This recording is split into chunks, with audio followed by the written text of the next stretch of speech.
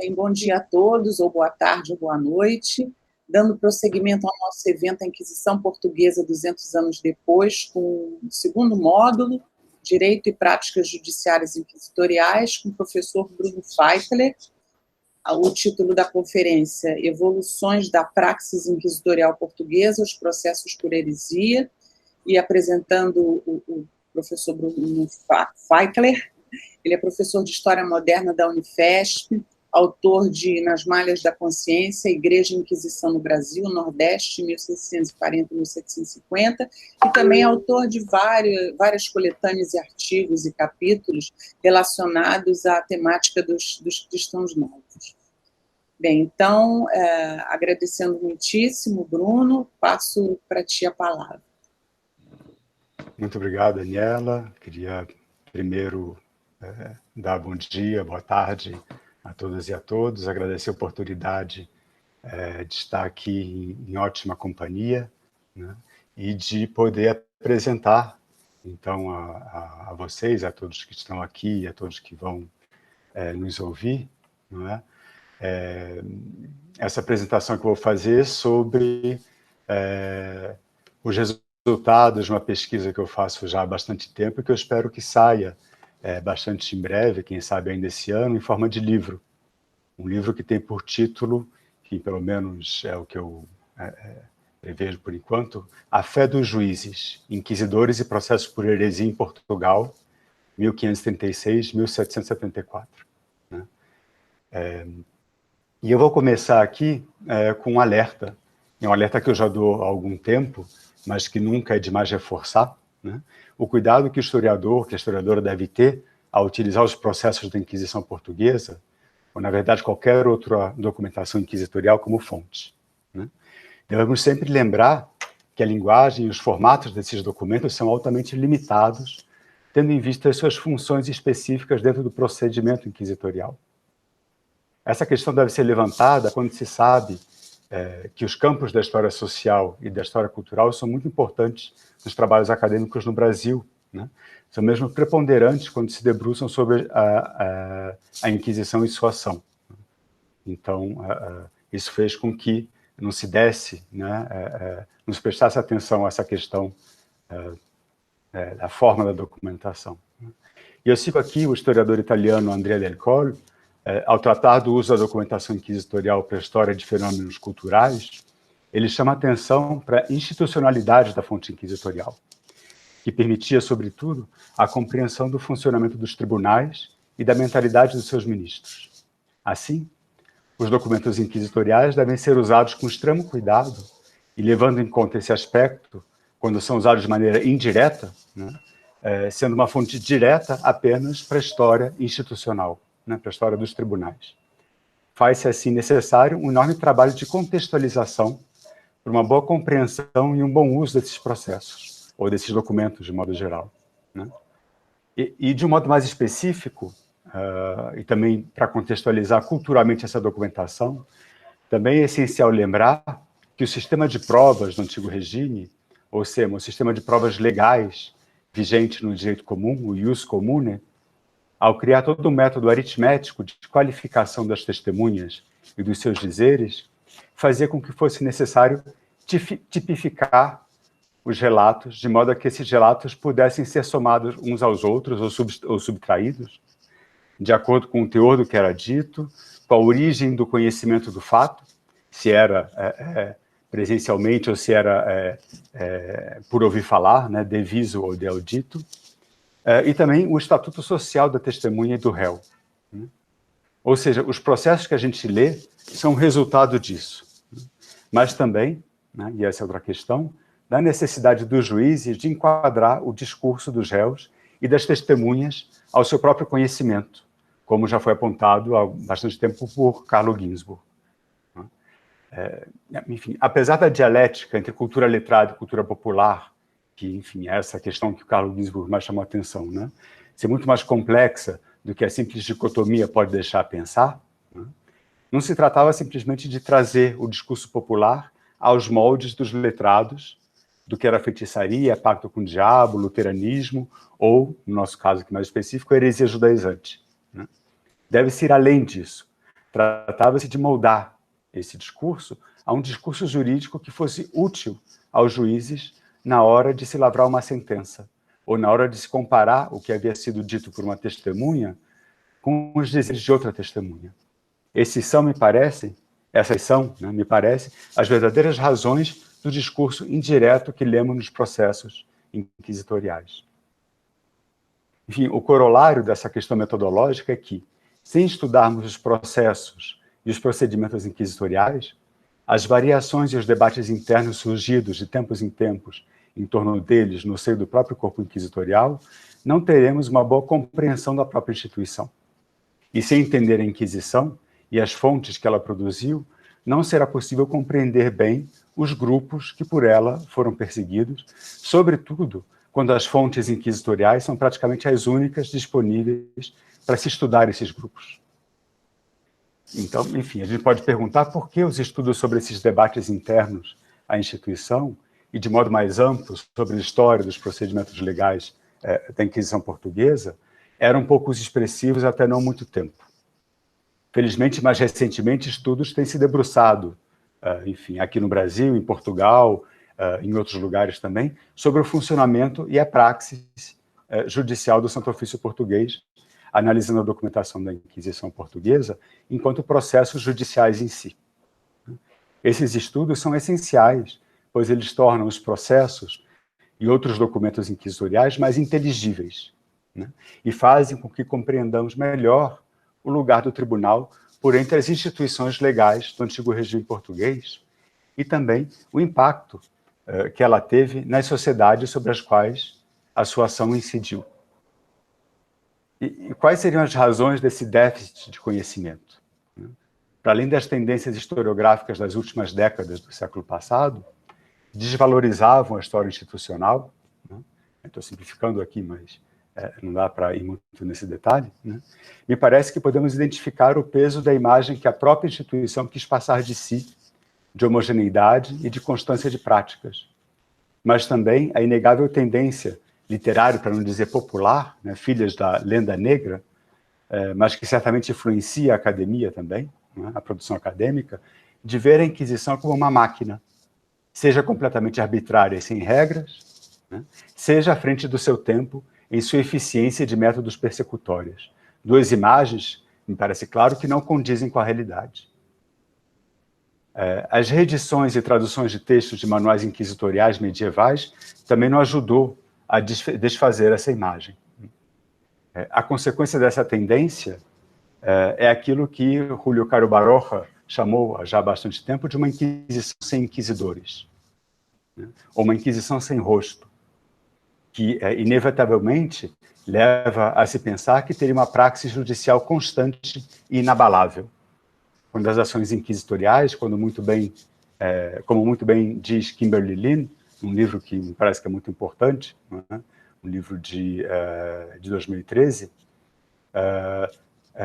enfim, essas ações inquisitoriais, diz Kimberly Lin, não eram inevitáveis. Muito pelo contrário, eu sigo citando Kimberly Lin, o correr dos processos e as decisões de instaurá-los e encerrá-los estavam profundamente marcadas por dinâmicas políticas, sociais, legais, econômicas e religiosas que aconteciam em múltiplas e intercaladas camadas. Fim de citação. Enfim, é bem conhecida a controvérsia em torno da validade dos processos inquisitoriais, travada a partir do debate iniciado entre Antônio José Saraiva e Israel Revá, a partir de 1969. Mas algo a que pouco se chama atenção é que esse debate é fruto de discussões semelhantes em torno da validade, obviamente jurídica e não enquanto fonte histórica, dos processos julgados por heresia nos tribunais inquisitoriais portugueses, que aconteceram durante praticamente todo o tempo de funcionamento do tribunal. A Inquisição não era tão monolítica quanto sua propaganda queria dar a parecer.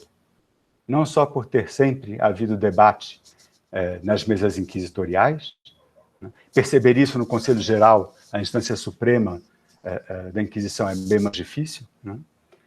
Mas também pela prática inquisitorial ter variado e evoluído ao longo de sua história por conta desses debates, por conta de influências também externas, né? porque, é claro, o direito inquisitorial ele estava, como eu já falei, plenamente inserido no sistema do direito comum, do ius comune. Não era um sistema à parte. E, desse modo, o Santo Ofício não era um corpo isolado por entre as instituições do antigo regime português. Muito pelo contrário, inseria-se organicamente no conjunto dos tribunais eclesiásticos e civis, altos conselhos régios, a Universidade de Coimbra e também, né, a Ana Isabel Salazar, que aqui presente, já mostrou isso, né, no universo dos cabidos catedralícios. Aqui é importante chamar a atenção para os cargos de deputado, né, do Conselho Geral, mas sobretudo dos tribunais de distrito, quase sempre vistos como meros coadjuvantes, quando, na verdade, eles tinham funções judiciais e políticas muito importantes para o Santo Ofício. Eram indispensáveis para se lavrar sentenças e foram elementos vivos das ligações orgânicas que existiam entre o tribunal e outros corpos institucionais portugueses. Os deputados mostram perfeitamente esse entrosamento, já que podiam ocupar duas ou mais dessas posições ao mesmo tempo, né? Eles não tinham dedicação exclusiva, como era o caso dos inquisidores. O perfil dos ministros inquisitoriais era reflexo dessa organicidade, e é assim uma parte importante de qualquer estudo que se queira fazer das evoluções da praxis inquisitorial. O ministro inquisitorial tipo era um clérigo secular formado na Universidade de Coimbra em direito canônico. Os teólogos foram minoria, mas isso não os impedia de ser presença constante, ao menos enquanto deputados e deputados do Conselho Geral. Tendo em vista a principal matéria tratada na Inquisição, ou seja, a heresia, essa presença de teólogos era evidentemente essencial. E o seu ponto de vista, apesar de minoritário, ou seja, desses teólogos, tinha meios de se sobrepor ao ponto de vista dos juristas. Eu passo então agora para a questão da evolução realmente da praxis inquisitorial dos processos de heresia, né? E foi, então, justamente numa dessas disputas, ocorrida em torno de algo que hoje em dia pode parecer um mero detalhe dos julgamentos por heresia, a imposição de diferentes penas espirituais aos réus reconciliados com a Igreja, que podemos identificar um primeiro sintoma do que eu vejo como uma mecanização dos procedimentos inquisitoriais. E também, claramente, uma tomada de consciência pelos ministros da fragilidade e das contradições contidas nos métodos legais postos em prática nos julgamentos nos casos de heresia, particularmente nos casos de judaísmo, né? Mesmo se documentos da época do próprio cardeal Dom Henrique indiretamente também apontam para essa consciência, né? Já na época do cardeal Dom Henrique, o próprio cardeal Dom Henrique já se dava conta que haviam fragilidades ali no modo de proceder dos inquisidores no julgamento dos casos de heresia. Mas isso aparece de modo claro, né, nisso que eu vou comentar a partir de agora, né? Enfim, eu vou primeiro introduzir as outras questões também, né? Enfim, as questões que me parecem mais importantes, as que foram mais debatidas entre os inquisidores de Portugal e que melhor mostraram essa mecanização, foram essencialmente duas, né? Nesses debates internos, foram questões derivadas do julgamento do delito de judaísmo que provocavam as mais importantes controvérsias. No cotidiano dos ministros inquisitoriais, foram elas que causaram, se não a maior parte, ao menos as mais impactantes das contendas que a literatura jurídica e moral tanto temia, as que causavam discordâncias e até cisões no corpo de juízes. Essas duas questões foram o debate surgido por volta de 1640 sobre as penitências espirituais a impor aos réus reconciliados por judaísmo, né? E a clamorosa controvérsia sobre o acúmulo de testemunhos singulares para a condenação desses mesmos réus. Eu vou explicar um pouco depois o que são esses testemunhos singulares, porque isso sempre causa um pouco de confusão, né? É claro que a Inquisição esteve envolta em inúmeras polêmicas, né? Algumas mais clamorosas do que as que a gente vai ver aqui, como em relação ao confisco dos bens, ou a questão do sigilismo no século XVIII, não é? Mas interessa ver os debates internos, aqueles que dividiram claramente a opinião do próprio corpo inquisitorial. Porque para esses debates internos, normalmente o corpo inquisitorial aparecia coeso, né? Quase sempre, né? Então, o que eu vou mostrar aqui são esses debates internos, que são sintomas daquilo que fez evoluir o modo pelo qual os inquisidores julgavam os casos sobre sua alçada, né? E que são também, né, quer dizer, de evoluir, ou os sintomas dos bloqueios que existiam nessa evolução, né? Então, eu falei, o título da conferência são evoluções, mas, na verdade, existem também muitos bloqueios aí, né? E o que a gente vai ver aqui são muitas vezes esses bloqueios também. Então, voltando para a questão da Eucaristia, né, a polêmica em torno da questão da proibição da administração da Eucaristia aos réus que haviam abjurado por judaísmo, quando antes essa administração da Eucaristia era preconizada, né, ela surgiu no delicado momento da implementação do regimento de 1640. E um momento muito delicado também, porque o inquisidor-geral Dom Francisco de Castro se encontrava, pouco depois, preso por autotraição na Torre de Belém, né? E essa polêmica ela reflete também a enorme suspeita que pairava, quer dizer, essa proibição da administração da Eucaristia, reflete a enorme suspeita que pairava sobre a sinceridade do catolicismo, dos cristãos novos em geral, e dos reconciliados pelo Santo Ofício por judaísmo em particular. Mas, do ponto de vista da evolução da praxis inquisitorial, essa disputa, proposta e vencida pelo poderoso deputado do Conselho Geral, o dominicano Frei João de Vasconcelos, ele que estava presidindo o Conselho Geral nesse contexto da prisão do Inquisidor-Geral, né? Ele também estava preocupado, sobretudo, com os possíveis sacrilégios que eram cometidos por esses falsos arrependidos, né? Enfim, que sacrilégios seriam esses, né? Simplesmente receber a Eucaristia sem a intenção de recebê-la enquanto corpo de Cristo, né? Essa que era a preocupação do Frei João de Vasconcelos, e foi isso que criou, não é, essa proibição da recepção da comunhão. Enfim, essa polêmica ela pôs a nu a renúncia dos juízes em buscar, nas provas jurídicas que eles usavam, as marcas do real arrependimento dos réus. Ao não confiar nas confissões e denúncias que recebia, na maior parte dos casos, essas denúncias oriundas elas próprias de confissões, a Inquisição decidiu institucionalmente, inserindo isso inclusive no regimento, né, deixar a verdadeira reintegração dos réus, a comunidade dos fiéis, e assim a comunidade do reino, para a fase pós-processual. A marca disso foi, justamente, a proibição aos cristãos novos reconciliados por judaísmo, que abjurassem em forma, mas também de veemente suspeita na fé, de comungar sem autorização dos inquisidores.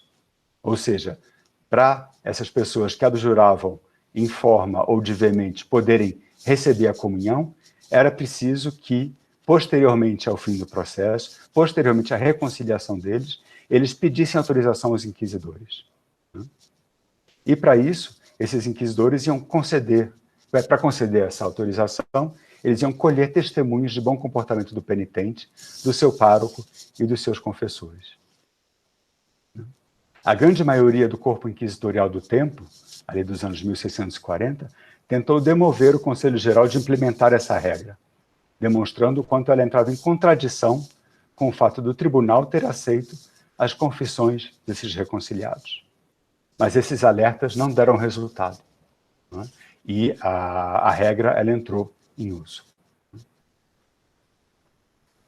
Do estudo da aplicação dessa nova diretiva, dessa proibição, foi possível constatar como as questões e os métodos legais, isso é outra questão interessante, né? Como que essas questões e métodos legais pensados para combater e julgar os casos de judaísmo tinham repercussões imprevistas, sendo também aplicados a outros delitos. Com efeito, mesmo se na prática o problema relacionava-se aos cristãos novos, do ponto de vista legal, ele foi generalizado, sendo aplicado em todos os julgamentos de heresia em que havia abjuração em forma ou de veemente. Qualquer processo, na verdade, de heresia, não é? Em casos de luteranismo, de islamismo, por exemplo. Estávamos, então, né, dentro dessa cronologia inquisitorial, em pleno tempo dos cristãos novos, a gente pode dizer. E os métodos de perseguição ao judaísmo contaminavam o modo como outros delitos eram julgados. Isso também ocorreu após a gigantesca polêmica em torno dos testemunhos singulares nos anos 1670 e 80, encerrada por um breve papal, cujas determinações repercutiram também no julgamento de outros delitos, em que se empregavam esse tipo de testemunho, né, os testemunhos singulares, como os casos de solicitação ad turpia. O que eram, então, esses testemunhos singulares? Não se tratava, evidentemente, da prisão ou da condenação dos réus por uma única testemunha, né? Isso não era chamado de testemunho singular, né? Mas o acúmulo de testemunhos mais ou menos discordantes contra uma mesma pessoa, né? Esses é que eram testemunhos singulares. E espero que isso tenha deixado mais claro do que se tratava. Os desacordos existentes entre os juízes da fé em torno da questão da validade ou não dos testemunhos singulares, do acúmulo desses testemunhos singulares, né, ao serem publicizados a partir do debate provocado por Gastão de Abrunhosa, o Giuseppe Marcotti estudou esse caso bem em detalhe, né, mostraram para os cristãos novos qual poderia ser o calcanhar de Aquiles da Inquisição, né? Essa questão do uso do testemunho singular era uma questão que sempre foi um debate que sempre existiu dentro da Inquisição. Houve debates internos ali e aquilo era resolvido sem muito problema, não é? Mas essa questão foi publicizada, não é, a partir dos anos do começo do século XVII, quando Gastão de Abrunhosa fez apelo a Roma, não é? E isso pôs a nu, não é, essa questão. E a partir desse momento, ele começou a ser usado junto com a questão do segredo e outras questões também pelos cristãos novos para atacar os procedimentos inquisitoriais, não é? O Ilan, aqui presente, já também estudou isso em detalhe, não é? Esse método, não é, a questão do uso de testemunhos singulares pela Inquisição Portuguesa, visto, não é, como um método tipicamente português de se acumular testemunhos em caso de heresia, fez correr muita tinta e começou a servir de justificativa, por exemplo, para a concessão por Clemente VIII de um perdão geral aos cristãos novos em janeiro de 1605. Mais tarde, a publicação dos Aphorisma Inquisitorum, do deputado do Conselho Geral Frei Antônio de Souza, em 1630, tinha como um dos principais objetivos mostrar, interna e externamente, à instituição que os testemunhos singulares, de modo geral, deviam ser tidos como válidos nos processos por heresia. Apesar dessa publicização, né, os dissensos continuaram a existir internamente e foram, em boa parte, os argumentos contra o uso das testemunhas singulares que estiveram por trás da paralisação das atividades inquisitoriais ordenada, né, por um breve de Clemente X, em 1674, já que não havia clima político para a concessão de mais um perdão geral.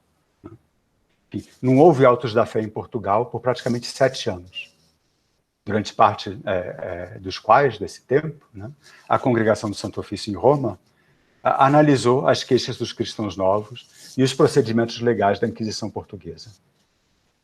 Eu estou aqui resumindo muito, né, o que aconteceu ali naquele período. O breve de Inocêncio XI, de agosto de 1681, que restituiu a Inquisição, seu pleno funcionamento, foi visto como o triunfo da Inquisição, já que reconhecia, entre os procedimentos, os testemunhos singulares como costume antigo de Portugal, e por isso válido. No entanto, algumas parcas atitudes foram impostas aos inquisidores, já que antes de se lavrar sentença de relaxação, fazia-se agora necessário repetir os testemunhos de acusação, o que alongou os processos e, sem dúvida, evitou que vários, se não muitos, fossem mandados para a fogueira, mas não evitou que eles fossem mandados para a tortura. No entanto, rapidamente, várias dúvidas surgiram quanto à aplicação do breve. Algumas foram prontamente solucionadas pelo Conselho Geral, mas outras, mais capciosas, surgiram mais para frente, como saber, por exemplo, se era possível acumular testemunhas singulares nos casos de faltoria. A faltoria era um delito que, apesar de fazer de fazer pesar sobre a pessoa alguma suspeita de heresia, não podia ser julgado do mesmo modo que ela. Uma pessoa que ajudava um herege a fugir, ou que deixava de o denunciar, certamente faltorizava a heresia, esse é o termo, o jargão, não é? Mas não era necessariamente herética ela mesma. Então, essa pessoa não podia ser julgada do mesmo modo que um herege. Né? Então, os modos como se acumulavam as provas nos casos de faltoria não podia ser o mesmo que aquele que valia nos casos de heresia. Então, isso gerou dúvida dentro da Inquisição. Né? E continuou gerando dúvida. Outra dúvida surgiu em relação à diferença que se devia ou não fazer entre as provas da própria heresia e as provas dos fatos heréticos, quando a testemunha apenas tinha conhecimento e não participação dos atos heréticos. Enfim, a outra nuance que aparece ali. Não é? Tem a heresia, a faltoria, os fatos heréticos, enfim. Ou ainda, finalmente, na questão de saber se os ditos das testemunhas defuntas ou ausentes eram válidos ou não para a condenação por heresia, já que esses ditos não podiam ser reperguntados. Né? A gente viu que a questão principal colocada ali na bula do Inocêncio X era a questão, Inocêncio XI, era a questão da necessidade de reperguntar as testemunhas antes de se lavrar a sentença de condenação. Não é? Então, uma das questões que gerou mais polêmica internamente, não é? Era o que fazer, não é? Nos casos onde não era possível reperguntar uma testemunha que já tinha morrido ou que tinha fugido, enfim, não é? Ou que já tinha sido... enfim, muitas dessas testemunhas eram pessoas que estavam presas na época que tinham feito a denúncia, não é? E que depois tinham sido liberadas. E aí, enfim, não se encontrava mais, não é? Enfim, eram temas, quem sabe, para outros breves papais, né? Caso os debates tivessem transpirado para fora dos muros dos palácios inquisitoriais, o que não aconteceu, pelo menos não naquela época. Mas não foi pelos debates permanecerem dentro dos limites do pequeno mundo dos inquisidores que eles continuaram a influenciar a evolução da praxis inquisitorial. Com efeito, as principais teses que eu sustento aqui são não só que sempre houve dissensões dentro do corpo inquisitorial e que bastante rapidamente, dentro da história da Inquisição, muitos de seus membros, geração após geração, deixaram de acreditar na eficácia dos métodos empregados no julgamento dos casos de heresia, mas também que as insatisfações dos ministros inquisitoriais para com os procedimentos legais em uso foram um importante elemento propulsor das reformas que resultaram no regimento inquisitorial de 1774. Né? E de onde vinham essas insatisfações? E nós temos um documento, né, que, inclusive, foi publicado não há muito tempo pela Cátedra de Estudos Sefarditas, né, pelo professor Hermann Prinz Salomon,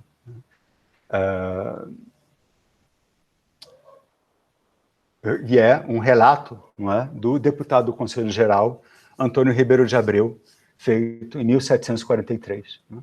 Segundo esse relato, um relato urgente, não é? É uma denúncia que o Antônio Ribeiro de Abreu fazia, tudo seria a culpa das más leituras dos ministros da Inquisição, sobretudo daqueles do Tribunal de Lisboa, a partir dos anos 1720.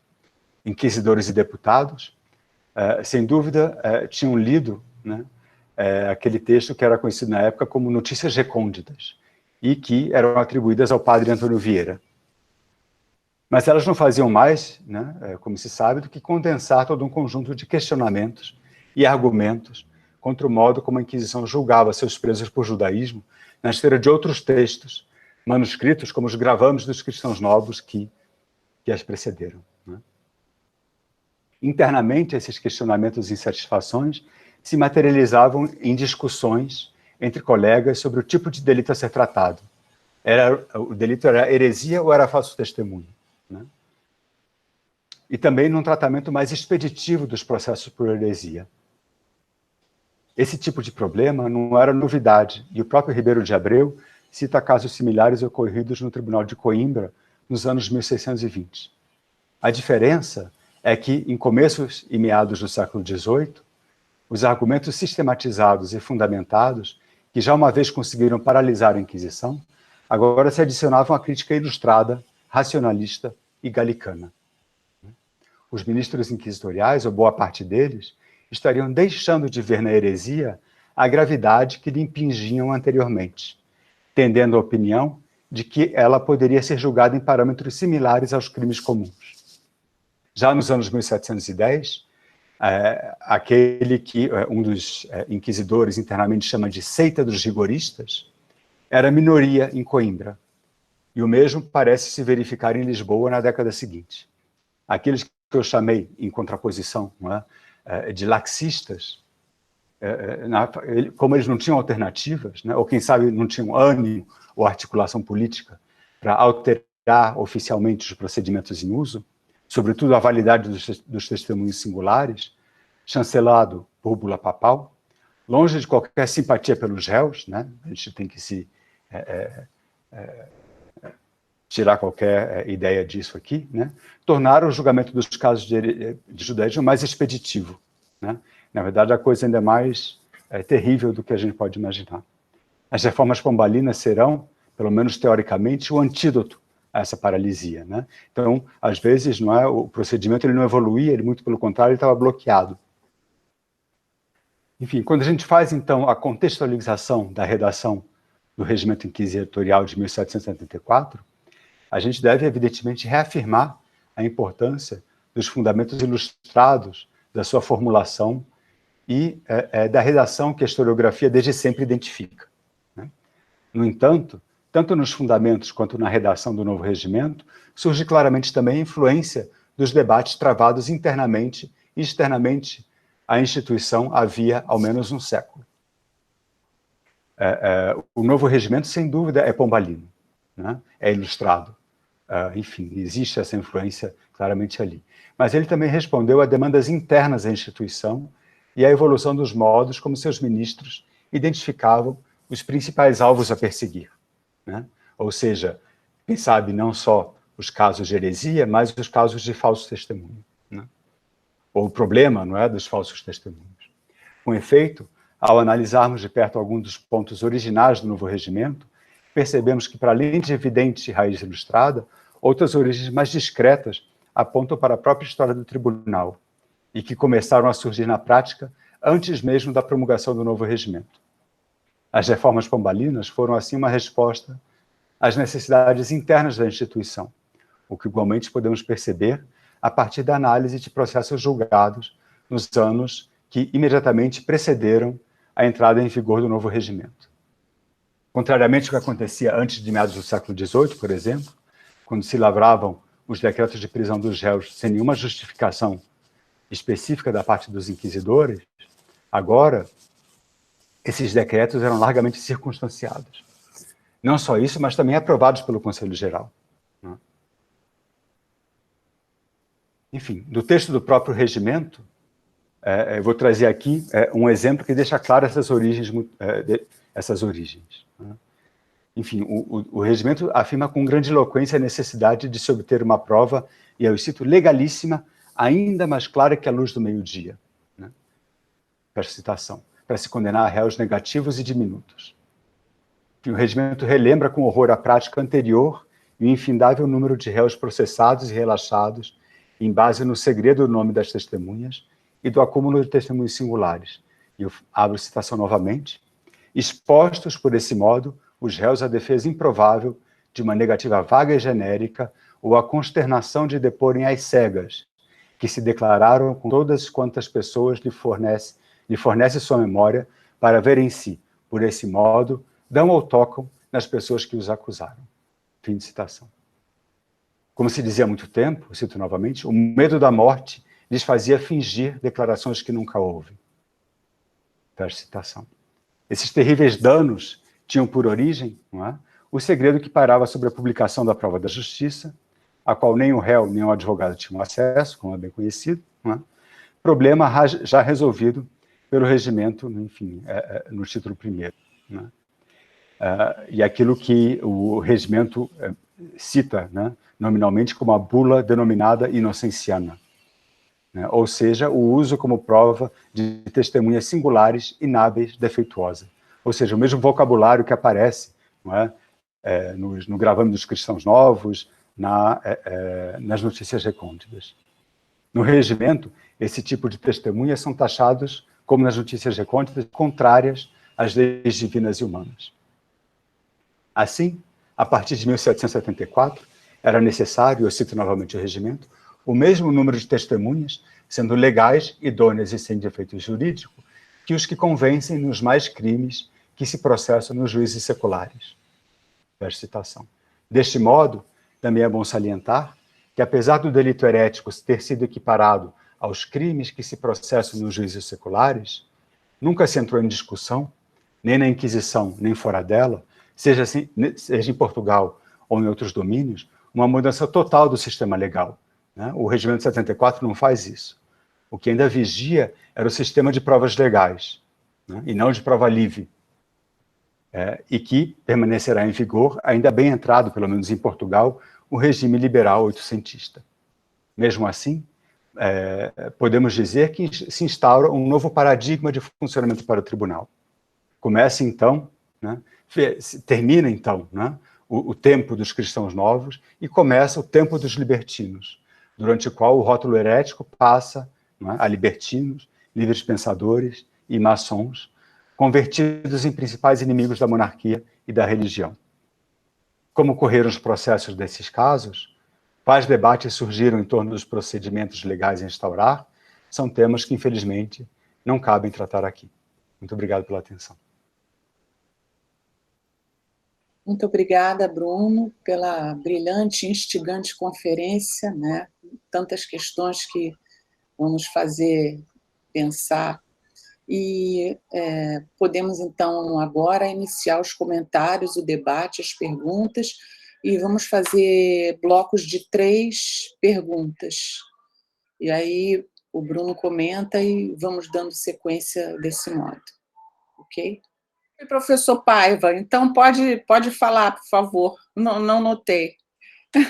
Sou o primeiro. Bom, muito boa tarde a todas e a todos, ou bom dia para quem estiver ainda no fuso americano, que ainda deve ser de manhã. Eu quero agradecer ao Bruno a comunicação e vou fazer uma pergunta que tem um sentido também um pouco provocatório. Eu estou inteiramente de acordo com a tese que o Bruno sustenta de que em toda a história da Inquisição nós sempre podemos encontrar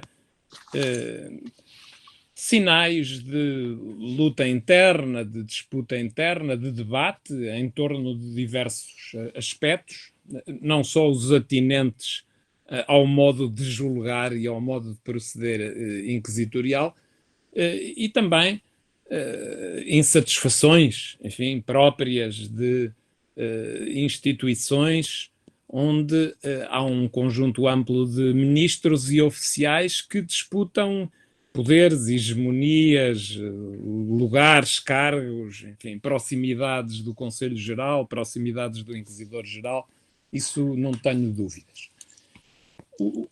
A minha pergunta é a seguinte, é saber como é que se consegue articular muita dessa dissensão, muita dessa disputa com decisões que são tomadas às vezes, que é o caso do regimento de 1774, 100 anos depois, por exemplo, do perdão geral de 1604 a 1605, 100 anos ou mais depois dos debates em torno das questões do sigilismo.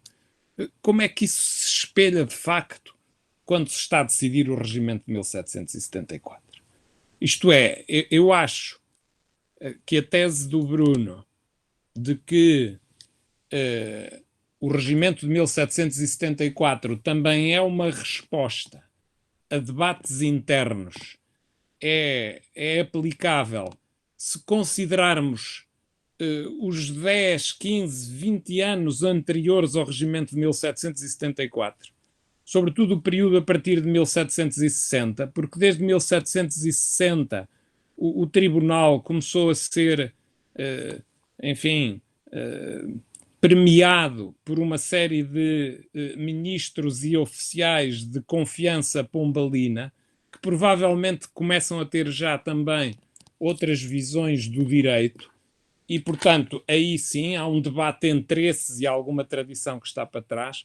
Agora, invocar, enfim, uma dinâmica de longa duração que se vem a manifestar quase desde os primórdios da Inquisição para justificar as transformações do regimento parece-me um bocadinho excessivo.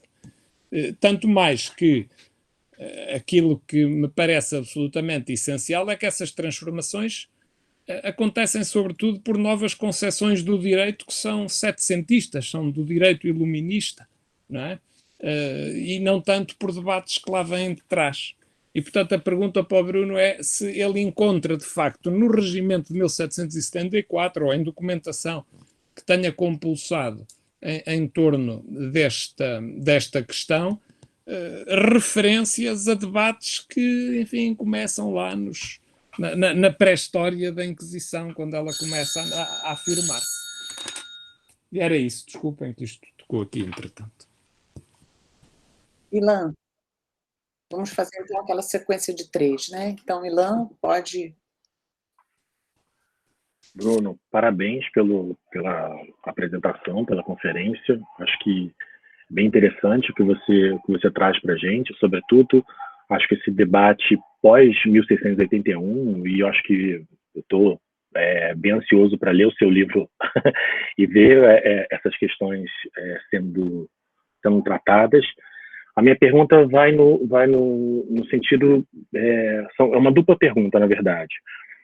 Uma é mais geral, como que você vê a formação do que você chamou de direito inquisitorial? O que seria essa construção?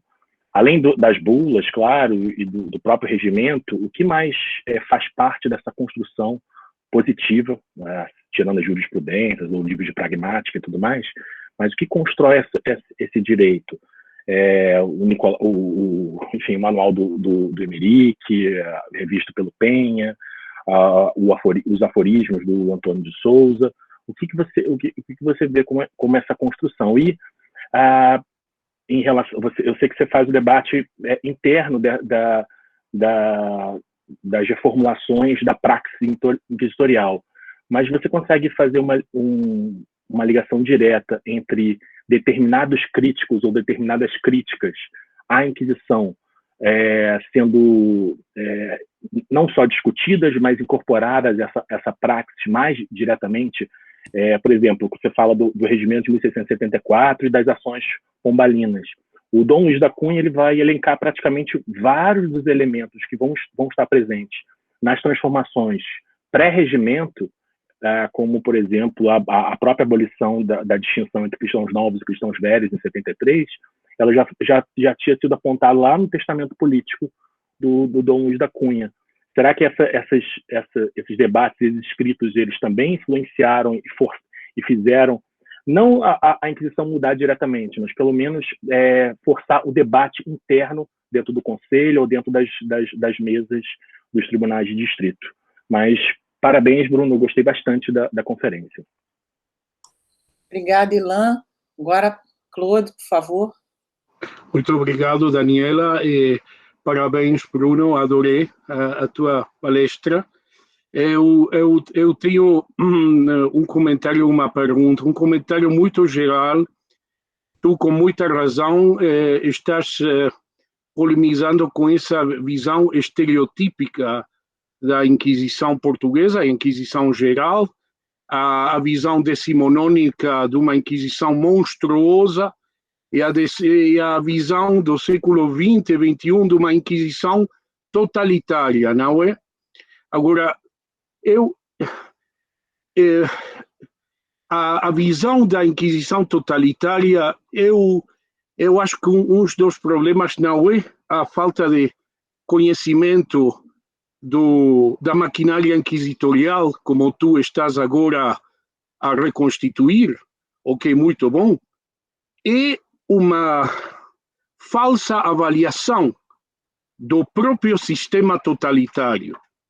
O que eu quero dizer é que quando pesquisadores como Silberbratt ou Wastel falam de uma inquisição quase totalitária, eles se baseiam na ideia da banalidade do mal de Hannah Arendt, no sentido de um sistema típico de totalitarismos onde as pessoas escondem-se por detrás da burocracia das formalidades. O caso Eichmann é o caso que levou a Hannah Arendt a formular essa ideia tão interessante de banalidade do mal. Só que a banalidade do mal, em geral, não existe, porque mesmo em sistemas muito burocratizados, tem sempre uma maniobra, uma capacidade de decisão, até pequena que seja, de decisão e de negociação entre a norma e o poder burocrático e a pessoa que está ali a cumprir o poder, sobretudo, se é uma pessoa com certo poder e não só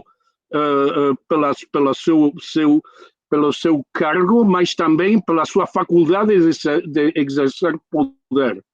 E, portanto, eu acho que essa visão tão esquemática e errada da Inquisição como uma prefiguração dos totalitarismos do século XX vem também pelo facto que a visão dos totalitarismos do século XX é estereotipada ela mesma. É estereotipada.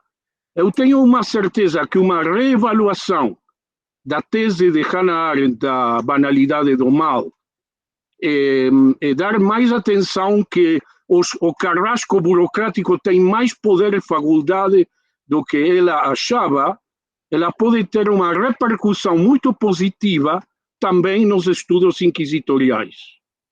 E, finalmente, uma pergunta muito pontual sobre esta questão da comunhão, da Eucaristia, das abjurações no ano 1640. Eu não conheço os detalhes, a andamiagem, o debate, mas eu sim me lembro o livro que vai aparecer na França 3 anos depois, 1643, de la communion fréquente do jansenista Arnaud, onde ele vai denunciar a facilidade que os jesuítas percebem a Eucaristia, de maneira tal de chegar até utilizar a Eucaristia para justificar toda a hipocrisia e toda a insinceridade religiosa. Então, minha pergunta é, se por acaso, não digo que esta gente ouviu teses jansenistas, mas se por acaso tem qualquer coisa no ar que está a falar, que pode explicar esta decisão fora do impacto como o caso da desecração de Santa Engrácia e a acusação que, claro, que os cristãos novos têm uma tendência a este tipo de desacatos e profanações das hóstias. Muito obrigado, desculpe. Obrigada. Uma pergunta. Bruno, por favor. Começo por agradecer muitíssimo os comentários, os elogios e, enfim, sobretudo os comentários, as questões que me fazem repensar algumas coisas, não é?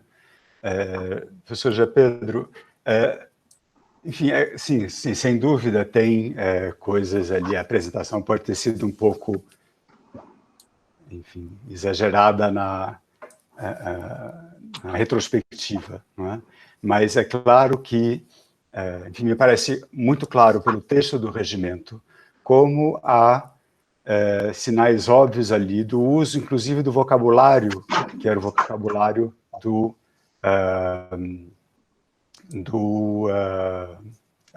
das notícias recônditas, muito similar das notícias recônditas. Então, se vê essa influência. Não é? Agora, em relação... Enfim, essa influência ela pode ter continuado, enfim, o livro estava ali, estava impresso, enfim, tinham muitos exemplares manuscritos, então isso eles podem ter simplesmente recuperado, não era um debate que continuava, enfim, sempre vivo. Mas me parece que a questão dos testemunhos singulares e a questão da insinceridade das denúncias, isso é uma coisa que permaneceu e aparece nos processos dos anos 40, dos anos 50. Isso aparece em debate entre os inquisidores dessa época. Então, é uma coisa que aparece em permanência como uma necessidade, não é? E aparece também claramente no texto do regimento como sendo uma das razões pelas quais se muda, não é? A não aceitação especificamente dos testemunhos singulares. Inclusive se fala da bula inocenciana, não é? Como uma cena, enfim, é claro, ali está se desvalorizando qualquer texto jurídico que não fosse nacional, não é? Mas também por conta dessa da questão de ser essa opinião, não é? Pelo menos de uma parte dos inquisidores ali. Não é? E isso me parece claramente nos regimentos e nos processos. Não é? Enfim, se essas questões aparecem de um modo um pouco diferente, não é? Mas elas continuam... por isso que eu digo que, enfim, devo, quem sabe, ter que inserir isso no texto também, a questão do bloqueio, não é? Não são só evoluções, são bloqueios dessa praxis também. E essa praxis ela fica bloqueada a partir de 1700 e depois da bula de 1911. Ela fica muito bloqueada e é impossível de fazê-la, pelo menos oficialmente, mudar, não é? Tanto que o Antônio Ribeiro de Abreu faz aquelas denúncias, porque os inquisidores estavam fazendo tudo, e isso é terrível de ler aquilo, imaginar que eles aceitavam qualquer coisa, mandavam as pessoas para a fogueira com qualquer denúncia, não é? Simplesmente porque para eles aquelas denúncias de qualquer modo não valiam, não é? Então, na verdade, é uma coisa muito mais terrível, não é? Não é porque aqueles inquisidores estavam deixando de levar em conta as denúncias. Não é? Mas eu posso, enfim, rever, quem sabe, o modo como eu apresentei aqui a coisa, mas essas, sem dúvida, tem ali, e aí tem a ver um pouco com a questão que o Ilan coloca também, não é? Eu consegui perceber de um modo muito leve, muito tênue, nos textos de alguns deputados da Inquisição, que também fizeram parte da Academia Real da História, por exemplo, não é? Ou de outros círculos, que ou procurando como que dentro de textos acadêmicos de Coimbra aparece, não é, alguma influência ilustrada do ponto de vista jurídico, não é? E como que essa influência pôde adentrar a Inquisição, porque todos eles estudaram em Coimbra, sobretudo esses do século XVIII, não é? E sobretudo estudaram direito em Coimbra. Então eles tiveram, não é, essa influência por meio também da universidade, evidentemente. Então, esse foi um dos meios pelos quais se chegou essa influência ilustrada, né? E no livro eu mostro como que um ou outro desses inquisidores e deputados, que foram personagens importantes da Academia Real da História, tem ali, não por questões legais, não é? Colocam em textos da Academia Real, algumas questões que mostram uma possibilidade do uso da experiência e da sobreposição da experiência mais do que as questões legais, enfim, né? São só algumas possibilidades, na verdade, dessa influência, não é? Mas elas aparecem, não é? De um modo ou de outro, e claramente no texto do regimento isso é claro, né? Sem dúvida. A influência Donos da Cunha e outros, isso, quer dizer, não, é claro que eles não são nomeados ali, não é? Mas isso aparece claramente me parece, né? Se consegue ver claramente no texto do regimento, né? Agora, a questão da formação de um direito inquisitorial, né? Isso é uma questão que eu não sei, a gente, quer dizer, enfim, a gente usa esse termo, não é? Mas pensando bem, eu não sei até que ponto, na época, eles usariam, não é? Eles limitariam um direito inquisitorial à parte do resto das outras fontes do direito, não é?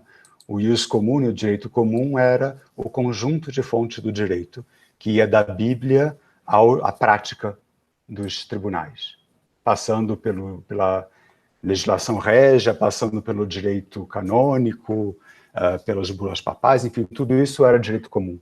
E passando também, evidentemente, pelas resoluções dos próprios, do Conselho Geral, dos inquisidores gerais e os regimentos. Tudo isso fazia parte do direito comum e integrava o que a gente poderia chamar o direito inquisitorial, né? A questão é que, para Portugal, o primeiro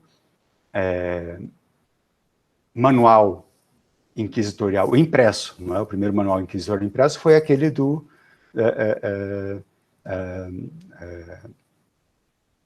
Sousa, não é? Do Antônio de Sousa, do Aforismo Inquisitório, de 1630. E ele justamente apareceu, ele foi publicado, foi feito, redigido, sobretudo por conta das testemunhas singulares. Está no título, não é? E isso demonstra que, na verdade, os inquisidores portugueses, eles não se... Quer dizer, a instituição, na verdade, só sentiu necessidade de publicização, não é? De um manual prático, porque aquele lá, ele tem casos práticos ali, não é?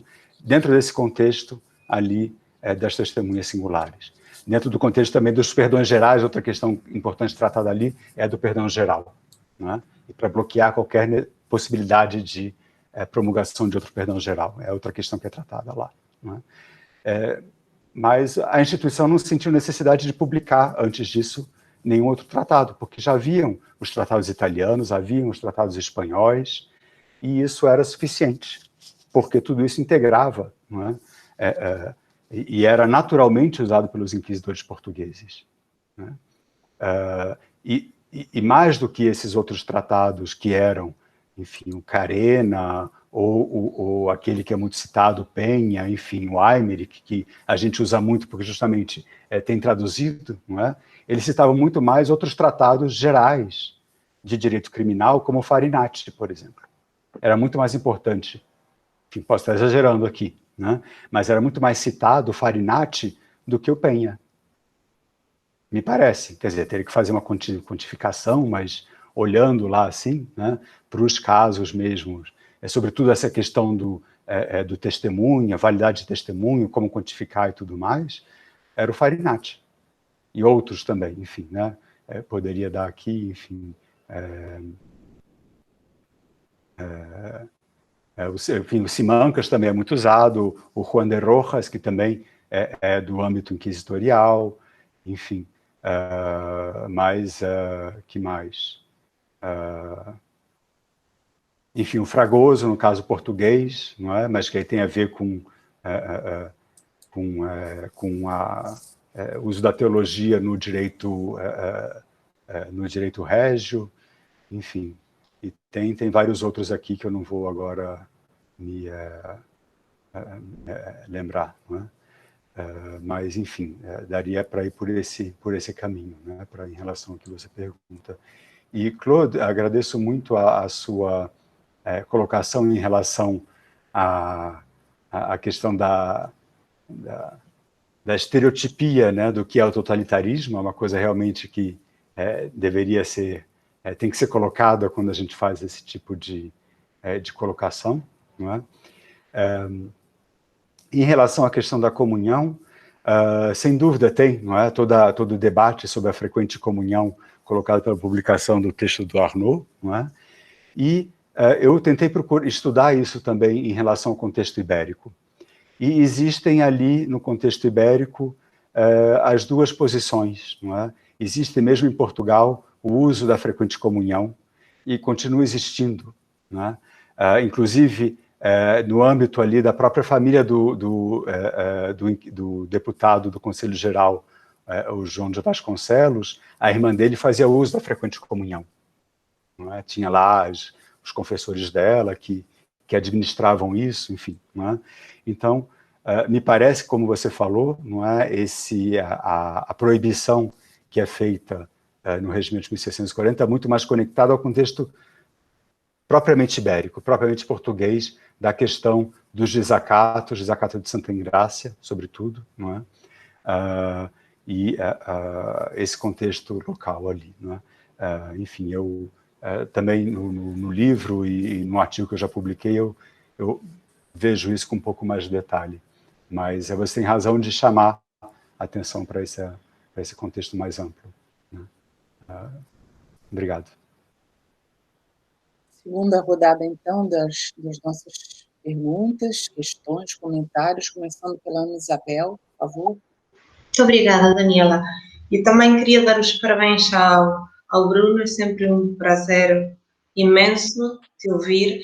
E, se calhar, agora a minha questão, o meu comentário fica um bocadinho fora do lugar, porque eu queria continuar com as coisas que estava a dizer o Claude, relativamente à questão da Sagrada Comunhão, mas se calhar já foi tudo dito, não é? Para mim a questão da Sagrada Comunhão, como o Claude assinalou e o Bruno também, tem de ser colocada, eu não só diria num contexto ibérico, mas num contexto do que é o Império Português. Porquê? Porque naquela altura, nos anos 40, também na Índia, estão a debater sobre a questão, desculpa no português, sobre a questão da Sagrada Comunhão. E há algumas pessoas que acham que tem de ter um controle muito estrito da administração da Sagrada Comunhão, não aos cristãos novos de origem judaica, mas aos neófitos, aos cristãos novos de origem pagã e hindu. E também naquela altura algumas pessoas, por exemplo, os teatinos que chegam lá no 1640, que estão a dizer que a comunhão tem de ser o mais frequente possível, ainda nos casos dos neófitos, porque realmente a comunhão contribui para o fortalecimento das pessoas na fé. E pronto, isto é só para dizer que eu concordo com o Claude. Se calhar o que há nos anos 40 é um debate, como o Bruno também assinalou, sobre se nós temos de ser muito rigoristas, no sentido francês, da administração da Sagrada Comunhão, especialmente aos cristãos novos ou aos neófitos da Índia, ou se a administração da Sagrada Comunhão contribui para o reforçamento das pessoas na fé. Como digo, eu já tinha levantado a mão e acho que agora fica um bocadinho de fora o meu comentário, mas agradeço imenso, Bruno, gostei imenso. Obrigada, Ana Isabel. Gabriel, por favor. Agradeço, Daniela, e parabéns, Bruno. Que felicidade poder estar aqui e ouvir esse estimulante trabalho. Eu queria falar uma coisa, pensando sobretudo agora na resposta que Bruno dava ao que Ilan perguntou e que tem a ver com esta ideia de se é possível falar em termos de direito inquisitorial, né? E acho que, pensando precisamente na ideia original, o que eu penso que foi uma das ideias principais da palestra de Bruno, do que escutamos, eu queria enfatizar essa ideia que para mim é muito interessante, de uma espécie de espaço onde se misturam diferentes direitos, mas também nem tudo é direito, não é? Também tem a ver muito as circunstâncias precisas do momento com a forma em que os inquisidores atuam. E isso tem a ver também com, claro, uma tradição jurídica, mas também com disposições muito recentes, muito particulares, com instruções dadas por um conselho, por circunstâncias específicas, né? Então, eu acho que, se não vamos falar em termos de direito inquisitorial, se podemos pensar numa espécie de espaço particular em que estão presentes distintos direitos, porque também estão presentes, como você mostrou, distintos atores. Então, tem inquisidores, mas tem também consultores, tem também calificadores, né? E cada um deles vai ter também na ideia, um ideal de atuação inquisitorial, e cada um deles vai a colocar a atenção em distintas fontes, tanto jurídicas, por exemplo, como teológicas, no caso dos calificadores, e, ao final, o que temos é esta interessantíssima sempre, esse espaço, digamos, de interação de distintas fontes de direito e também de práticas que eu acho, às vezes, muito pragmáticas, né? Que não tem a ver tanto com direito. Então, não sei, por aí eu entendi um pouco sua participação nesse sentido. Não sei se... eu acho que dá para muito debate, e parabéns. Obrigada, Gabriel. Suzana, por favor. Muito obrigada, Bruno, e parabéns pela comunicação. Eu fiquei a pensar numa coisa que tu mencionaste, e também no título do teu livro, não é? A Fé dos Juízes, mas fiquei a pensar neste tipo de inquisidor, não é? Um modelo tipo de inquisidor. E fez-me lembrar algumas conversas com o nosso saudoso Herman Prince Salomon, precisamente quando ele preparava o livro sobre o António Ribeiro de Abreu, em que ele mencionava muito isso, que andava à procura de descobrir a mentalidade do inquisidor, não é? Chegar à personagem em si. E qual é a tua proposta? Ou seja, pensando quem estuda a Inquisição na longa duração, e nós encontramos figuras tão marcantes em que percebemos que a personalidade do inquisidor, mesmo do ponto de vista psicológico, entra em ação nas suas decisões. Estou a pensar, não sei, no João de Melo, por exemplo, no início da Inquisição, no Bartolomeu da Fonseca e outras figuras. Como é que tu propões que nós, enfim, comecemos a tentar entrar nesta mentalidade do inquisidor e nesta figura do inquisidor em si mesmo? E obrigado pela tua comunicação. Obrigada, Suzana. Bruno? Muito obrigado pelos comentários.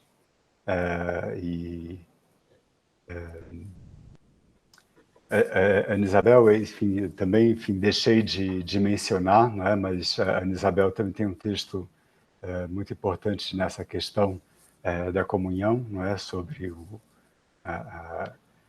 uso da Eucaristia e os debates que surgiram, não é? na Índia, e realmente é nesse contexto, e dentro do contexto inquisitorial, em 1640, 42, quando teve aquelas discussões todas, entre o João de Vasconcelos e todos os outros, aparecia, não é, esse argumento, não é, que, por conta da questão da honra ou do cuidado que se devia ter com o Santíssimo Sacramento, por exemplo, só com muito cuidado que se dava aos novamente convertidos da Ásia ou da América, por exemplo.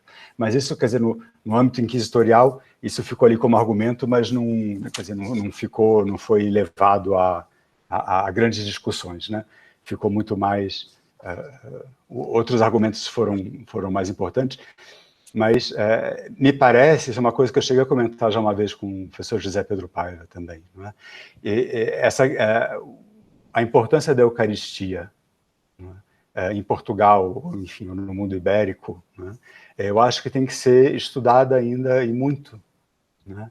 O modo como foram tratados os casos dos desacatos, né? Tem que ser ainda estudado muito melhor do que foi até agora, não é? O modo como as pessoas lidavam e como o próprio poder, não é, lidava com... ouvia a questão do Santíssimo Sacramento, tem que ser mais explorado, não é? E, enfim, o seu trabalho também ajuda muito com isso, Ana Isabel. Então, obrigado pela sua colocação. Gabriel, agradeço também o que você colocou em relação à questão do direito inquisitorial. Eu fui, quem sabe, um pouco enfático demais, né? Eu não quero dizer que, enfim, evidentemente é muito útil a gente falar de um direito inquisitorial, não é? E do ponto de vista historiográfico, do método, não é, de de estudos, simplesmente, enfim, acho que a gente pode, não é, categorizar, quem sabe, alguns trabalhos ou tentar circunscrever o que a gente categoriza, não é, como um direito inquisitorial. Isso pode ser lícito, pode ser, enfim, pode ser útil, não é? Quando a gente está querendo estudar a Inquisição, as Inquisições, não é? Mas também é preciso ter consciência de que esse termo, para a época, ele não era tão limitado assim, não é? Enfim, era só para fazer essa, não é, essa colocação, não é? Do mesmo modo que existe para direito indiano, não é? Que é enfim, também na época não se falava de direito indiano, não é? No século XVII ou século XVIII. Século XVIII, quem sabe um pouco, né? Final do século XVIII. Mas não existia direito indiano, né? O que existia era o direito aplicado, enfim, o direito comum aplicado para a América Hispânica, não é? Enfim. Então, é desse mesmo ponto de vista. E isso, quer dizer, são, enfim, as lições, né, da história do direito do Antônio Espanha, a história do direito dos colegas da Autônoma de Madrid, enfim, que me fazem falar desse modo. Não sei, né? Posso estar... podem ter outros modos de ver a questão, não é? Mas, enfim, eu vejo por esse lado, não é? Mas sim, acho que do ponto de vista dos estudos, enfim, é prático e útil a gente poder usar também, né, essa categoria de direito inquisitorial quando necessário, né? E sem dúvida você relembrou aqui também a importância dos qualificadores como fonte, né, do direito. Eu não mencionei eles, mas enfim, a teologia, enfim, são inúmeras, né, essas fontes do direito, e a questão da prática, sem dúvida, é uma delas, e as regulamentações próprias de cada Inquisição, né? Que o Inquisidor-Geral mandava, né, que fossem registradas e levadas em conta, algumas sim, outras não. Isso é interessante de ver também, não é? Algumas regras ele dizia, não, essa regra não deve ser não deve ser levada, só deve ser levada em conta nesse caso específico, depois vocês esqueçam dela, né? Então, isso também faz parte desse tipo de direito, né? Agora, Suzana, você evidentemente faz a questão, né, que mata, não é? Eu falei do modelo tipo de inquisidor, enfim, tipo uma coisa meio weberiana, evidentemente, mas como entrar na figura do inquisidor, não é? Enfim, a Kimberly Lin, ela fez um tipo de estudo que eu acho muito interessante. Ela estudou 4 inquisidores muito profundamente e no final ela fez um capítulo onde ela junta um pouco as coisas. Mas ela não fez uma prosopografia, né? No meu livro eu tento fazer uma coisa que não... Enfim, eu não sei se eu consegui fazer uma prosopografia porque eu não fui até a fundo, não consegui ir aos mínimos detalhes de toda a documentação disponível sobre aqueles personagens todos, não é? Mas eu tentei ir em todas as habilitações de inquisidores e deputados, por exemplo, não é? E para tentar ver os circuitos que eles seguiram, que outras instituições eles atuaram, enfim, e assim por diante, né? Não sei se minha análise ela consegue dar conta dessa coisa toda ali no meu primeiro capítulo do livro, mas vamos ver, não é? Mas é muito importante, e o professor José Pedro Paio chamou a atenção disso na conferência dele, né, no primeiro módulo, da necessidade de fazer estudos individuais também, não é? E eu acho que na interlocução, não é, dessas, enfim, de uma prosopografia ampla e, ao mesmo tempo, desses recortes, e com o estudo dos textos, enfim, de correspondências, ou como o professor Salomon fez, não é, de pegar também as resoluções e as discussões que o Antônio Ribeiro de Abreu teve em alguns dos processos dele, não é, que a gente consegue entender o que são esses inquisidores. Mas Antônio Ribeiro de Abreu ele parece ter estado bastante isolado nas opiniões dele. Isso me parece. E por isso, inclusive, que ele escreveu aqueles tratados. Porque ele não conseguiu resolver as coisas internamente, enfim, dentro mesmo do próprio Conselho Geral. Não é? Do mesmo modo que o João de Vasconcelos conseguiu fazer isso em 1642, ele conseguiu dominar as coisas ali e implementar e até tornar mais rigoroso o que era o regimento em relação à comunhão, a proibição da comunhão. O Ribeiro de Abreu não conseguiu, me parece, fazer aquilo que ele queria. Não é? Por isso ele escreveu aqueles tratados todos, aquela verborragia toda dele. Não é? Enfim, mas é interessante de ver, não é? Esses casos. E, enfim, existem outros que aparecem através dessas discussões que aparecem nos processos mesmos. Né? E foi a partir disso que eu comecei. Né? Quando eu vi que nos processos inquisitoriais, não é? Naqueles foram vistos, que muitas vezes não todos os inquisidores têm a mesma opinião, mas aparecem essas opiniões diferentes, não é? Que tem todo mundo aí de opiniões divergentes. Outros historiadores já viram isso, é claro que, não é? Enfim, já foi chamado opinião, tem estudos sobretudo no contexto espanhol, não é? De opiniões de diferentes inquisidores. Mas é muito importante mostrar que isso era o cotidiano da Inquisição, me parece. E, enfim, é um pouco isso que eu quis fazer com esse livro também. Obrigada, Bruno. Mais alguma questão? Fiquei curiosa. Queria dar parabéns ao Bruno e fiquei curiosa de uma coisa.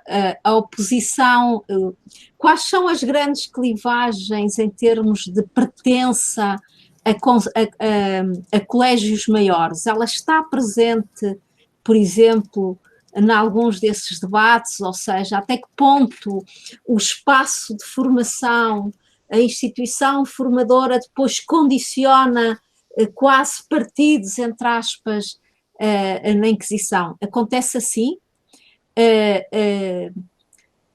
Nota-se, por exemplo, nas habilitações que é possível, para quem vê sistematicamente, tentar encontrar elementos que são os mais rigorosistas ou menos defensores de rigor. Será assim no resto, por exemplo? Bom, Fernanda, é uma questão muito boa, não é? Porque enfim, eu identifiquei, não é, quem eram, enfim, os deputados inquisidores. Quer dizer, o problema é que a lista, não é, dos colégios maiores eu não consegui. Essa é a questão. Por isso que eu falei que eu não fiz uma prosopografia inteira, não fiz realmente uma prosopografia, porque eu só tenho esses dados dos colégios até 1715, 20, né, com os dados ali da Academia Real da História, não é?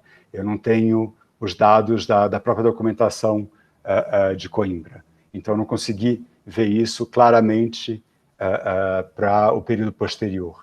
Então, eu não consigo identificar muito bem em relação... Eu não fiz, não é, essa divisão pelos colégios, mas... E também, né, a seita dos rigoristas, ela não está claramente identificada. Eu sei que o Antônio Ribeiro de Abreu é um deles, não é?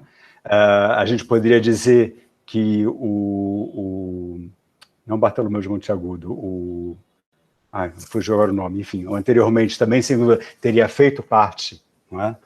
Dessa seita dos rigoristas, mas aí teria que, é difícil de fazer, teria que realmente entrar muito mais adentro dos processos mesmo, e estudar mais sistematicamente, não as habilitações, mas os processos, né? Que eu não peguei a esmo, não é? Mas eu fui pegando de modo sistemático de alguns autos da fé, os processos, para ver como eles eram, quais eram as discussões que apareciam ali. Mas seria necessário pegar de modo muito mais sistemático para poder ver essas clivagens que você menciona, e é um estudo que tem que ser feito, sem dúvida. Que seria interessante fazer e de procurar ver essas clivagens aí. Mas eu agradeço muito a sua colocação, porque recoloca essa questão. Claude? Sim, só se eu não estou a atrapalhar os outros, porque já utilizei a palavra. Mas nunca. Mas muito rapidamente, o Bruno se referiu ao livro da Kimberly Lin sobre 4 importantes inquisidores da Inquisição Espanhola, e eu, depois de ter lido o mesmo livro, eu cheguei a outra conclusão. Embora que a Kimberly Lin procure fazer um nexo entre a atividade literária e biográfica dos 4 inquisidores e a sua prática como inquisidores, se vê aqui, eu acho, certa diferença, certa inadequação entre as 2 coisas. E isso eu acho que, de não ser uma questão de fontes de hermenêutica, aqui estamos perante a eterna questão entre a pessoa e o cargo que ela está investida. Isto é uma coisa muito importante para, de novo, compreender a relação entre o indivíduo e a função, neste caso, na Inquisição Portuguesa. Muito obrigado. Muito obrigado, Claude. Realmente sim, eu não entrei no detalhe, né, de tudo que a Kimberly Lin trouxe no livro, né, mas sem dúvida, essa questão hermenêutica que você coloca é muito importante. A gente tem que tomar cuidado, não é, de não tentar identificar, não é, um inquisidor em tudo que o tal sujeito escreve, não é? Mas, enfim, às vezes ele estava atuando ali, né, quer dizer, na Academia Real da História, ele aparece lá com cargo, enfim. Eu tento, não é, quer dizer, não fazer essa ligação, mas às vezes é mais forte do que a gente, porque o que a gente está procurando ali é o inquisidor. Não é? Mas, enfim, mas muito obrigado, você tem toda a razão em chamar a atenção para esse cuidado que devemos ter também, né, com a documentação. Eu aproveito para agradecer novamente todas as colocações, a presença de todos vocês, não é? Fico muito grato pelas colocações de vocês e pela presença. Bem, então estamos finalizando aí essa etapa do nosso evento e aproveito para convidar todos também para a nossa mesa próxima, Inquisição Portuguesa, Leis e Sociedade, né, que acontecerá na parte da tarde. Então, obrigada a todos.